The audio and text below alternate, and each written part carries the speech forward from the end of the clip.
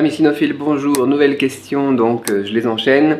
Comment trouver une maison ou un appartement quand on débarque en Chine? Alors une maison, on n'y pense même pas, j'ai envie de dire, enfin ça dépend de ton budget vraiment, c'est ça quoi. Par exemple, je connais des amis qui sont à Shanghai, qui ont pris une villa à côté de l'école. Bon, ok, mais c'est un budget quoi, c'est un budget. Déjà les appartements, il y en a certains qui deviennent chers, tu sais moi à l'époque, quand je suis venu la première fois en Chine, je payais mon truc 1800, un 60 mètres carrés, 1800 yuan par mois. On avait un taux de presque 1 pour 10 en plus, donc 1 euro ça faisait 10 yuan. C'était genre 180 euros par mois. Génial. Maintenant ça n'existe plus. Non seulement les prix ont doublé, triplé à Shanghai, à l'endroit où j'étais, moi sur Guodinglu si ça t'intéresse, et en plus le taux a complètement chuté. Le yuan est beaucoup plus fort, maintenant on doit être à 6,57 à peu près. Je sais pas au moment où tu regardes cette vidéo, mais ça doit, de toute façon ça va aller en étant de plus en plus fort de toute façon. Comment trouver un appart quand on débarque en Chine du coup? Moi il y a plusieurs choses que je fais, donc je vais te proposer ce que je fais et puis après tu me diras quoi. Mais la première chose c'est par relation, vraiment par relation. Contacter, tu sais, t'as des groupes Facebook, tiens, puisque moi je fais ça en live, hein, donc j'ai des trucs qui sortent comme ça quoi. T'as les groupes Facebook, par exemple SFP, Shanghai French People, et puis tu te mets sur ce groupe Facebook, c'est génial vraiment, je sais pas qui est-ce qui a créé ça, mais gros big up à lui, je sais pas quoi là. Et tu te mets et puis tu dis voilà, j'arrive à Shanghai dans 3 mois par exemple, j'ai un VIE, j'ai un stage, ou bien je prends des cours de chinois à l'université de Fudan par exemple, et puis tu dis bah tiens, je cherche un appartement, donc là tu peux dire si tu cherches de la colocation, si tu cherches un appart. Tu cherches de la colocation, bah t'as des gens qui ont par exemple une chambre de libre qui vont dire bah viens avec nous, et puis tu peux aussi faire ton choix, voir si des gens qui ont des valeurs qui collent aux tiennes, des choses comme ça. Ou bien alors si c'est pour une location d'un appartement entier, d'un studio ou des choses comme ça, et bien tu vas en avoir aussi qui vont dire bah tiens moi le mien je le libère le X par exemple à la fin des semestres ou au début des semestres. Tu en as beaucoup, tu vois, en septembre, en janvier, février, des choses comme ça, des départs et des arrivées. Donc tu peux retrouver comme ça. Moi, autre chose que j'utilise, bah, c'est mon réseau personnel, des amis. T'as peut-être des amis en Chine, des amis français en Chine ou des amis chinois en Chine, dans la ville où tu veux aller. Et puis bah, tu leur demandes tout simplement de regarder, ils vont en parler autour d'eux, ils vont regarder s'il y a quelqu'un. Tu vois, par relation, en Chine ça marche très bien les relations, c'est vraiment quelque chose de très puissant. Et si jamais tu trouves pas, bah après t'as des agences. T'as les trucs sur internet, les trucs comme ça, tu peux regarder. Bon, il faudra essayer de trouver un propriétaire bien sympa aussi, parce qu'il doit aller avec toi faire la déclaration au commissariat, des choses comme ça. Enfin bon, comme pas mal dans pas mal de pays, hein. Nous aussi on a ça ici en Thaïlande, c'est un peu complexe, mais ça se fait quoi. Et puis tu trouves un appartement tout simplement à louer par les agences, si possible un ami à toi va le trouver par une agence et va t'aider aussi à faire un petit peu la transition s'il y a un problème de communication au niveau de la langue ou n'importe quoi. C'est toujours mieux d'avoir un natif de toute façon. Et si vraiment t'as du mal, si vraiment t'as du mal à trouver un natif, t'as pas d'amis, t'as rien du tout, etc.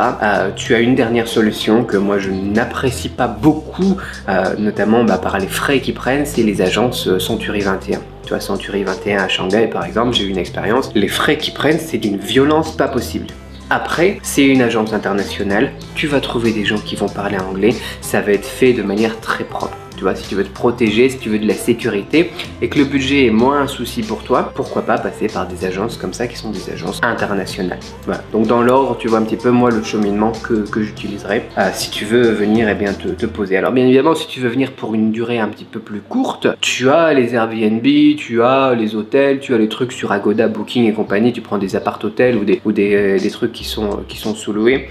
Il y aura encore la question de voir justement est-ce qu'ils doivent te déclarer à la police ou pas. Donc moi c'est souvent un peu borderline parce qu'on est une famille franco-chinoise, donc bon ils ferment un petit peu les yeux sur ce genre de choses.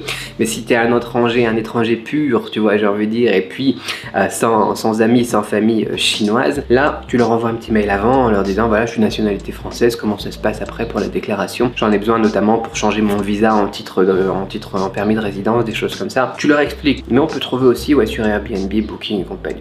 Donc si c'est un petit voyage de quelques semaines, quelques jours, tu vois, bon voilà, ils vont pas trop t'embêter avec les Airbnb et les trucs comme ça, mais par exemple c'est 3 mois, 6 mois et que tu veux réserver sur des trucs comme Booking ou je sais pas quoi par exemple, après il y a peut-être des limites à 30 jours, enfin bon, tu t'arranges avec eux, tu leur envoies un message, tu leur expliques la situation et ils se renseignent. S'ils sentent pas le truc, s'ils connaissent pas, tu vas le sentir tout de suite ou ils vont te le dire de toute façon parce que ils ont pas envie d'avoir des problèmes non plus. Et puis voilà quoi.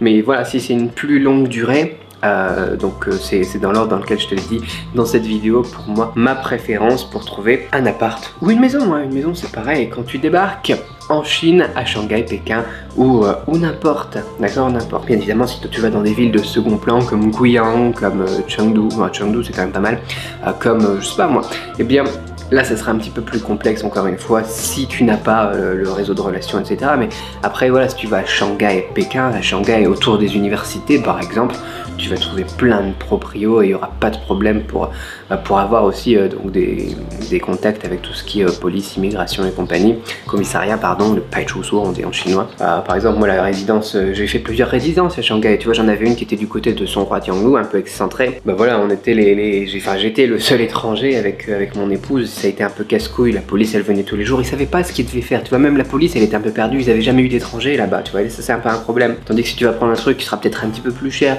et puis juste à côté de l'université, tu vois, ma résidence à Godinglu, je pense que c'était au, je sais plus c'était au combien, enfin bon, peu importe, où dedans t'avais déjà 50, 60, 80 étrangers, bah voilà, la police et les propriétaires ils ont complètement l'habitude et ça se passe aussi un petit peu plus facilement. Donc pour trouver ça, c'est pas juste comment le trouver, mais c'est aussi où chercher en fonction de toi, ton état, ta relation avec la Chine et le chinois déjà, tes visas précédents, des choses comme ça, ton habitude avec tout ce qui est déclaration au niveau du commissariat et tout ça, ça va dépendre de toi, tu vois. Moi maintenant je peux partir à la campagne, j'ai pas de problème, tu vois. Mais si j'avais fait ça là il y a une dizaine d'années quand je suis arrivé, ça aurait été un cauchemar. Donc pour pas que ce soit un cauchemar pour toi, si c'est la première fois que tu viens en Chine, prends quelque chose proche de ton lieu de travail ou des comment ça s'appelle, c'est un peu bizarre parce que ça te propose, en fait ce que je te dis c'est de rester avec des étrangers un petit peu, mais c'est pas juste ça l'idée. T'es pas obligé de rester avec les étrangers au quotidien aussi, tu vois, et puis rester dans ton groupe et puis pas progresser au niveau de ton apprentissage du chinois, de la culture du chinois, des trucs comme ça, mais la culture de la Chine, mais pour tout ce qui est administratif, en tout cas pour le logement, pour s'il y a un souci, etc., effectivement ça t'aidera. Voilà les idées que j'ai en tête pour répondre à cette question. Si vous avez aussi d'autres commentaires, d'autres idées, d'autres précisions à lui donner, n'hésitez pas à laisser dans les commentaires. Si ça pose, si ça génère chez vous des questions aussi, mettez-les dans les commentaires. Si vous avez des autres questions auxquelles vous aimeriez vraiment que je réponde, mettez-les dans les commentaires. Et puis moi je vous dis à très vite pour une autre vidéo. N'oubliez pas de vous abonner.